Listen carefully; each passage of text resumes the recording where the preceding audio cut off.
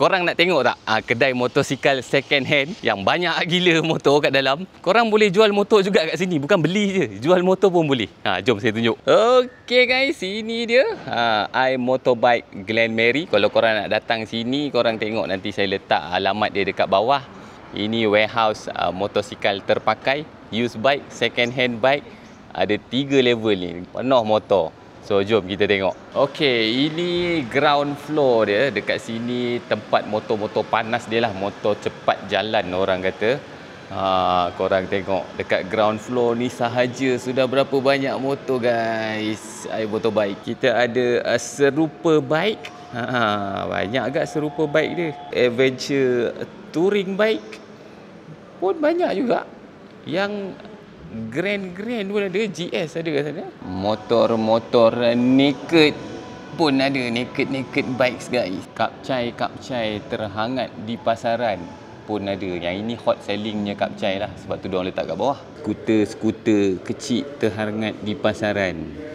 Motor-motor Jepun, motor-motor Eropah, motor China pun ada. Itu tingkat yang pertama, motor-motor panas. So jom kita pergi ke tingkat yang kedua.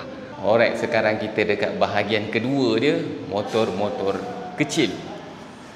Dekat first floor ni pula adalah lambakan motosikal kapcai. Korang tengok macam-macam jenis lah. Yang panas pun ada, yang suam-suam pun ada.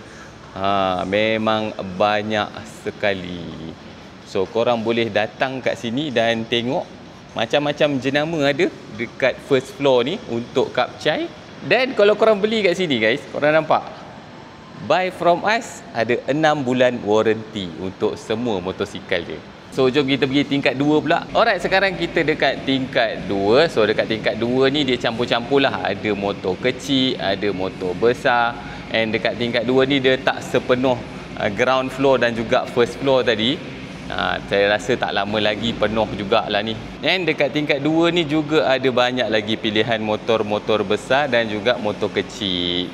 So korang boleh pilih lah mana satu yang korang nak. Banyak ke banyak? Memang banyak guys motosikal second hand.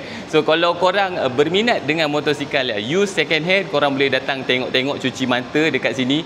And kalau korang dah lock mana yang korang nak tu, jangan beli dulu, sebab diorang akan buat sales pada 23, 24 dan juga 25 ni. So banyak diskaun yang diorang akan bagi, up to RM500, RM500. Pasal loan korang jangan risau, korang boleh apply dekat sini. Nanti staff iMotorbike ni akan arrange untuk korang. Korang cuma pilih je korang nak buat loan dengan siapa. Diorang ada beberapa list creditors diorang lah. Dan jangan risau, kat sini transaction memang telus, selamat. Diorang ada motor diorang fast, safe, secure. Dan diorang akan buat games semasa sales ni. So korang boleh menang merchandise iMotorbike, korang boleh menang voucher. Dan untuk 50 pembelian pertama, diorang akan repair number plate secara percuma.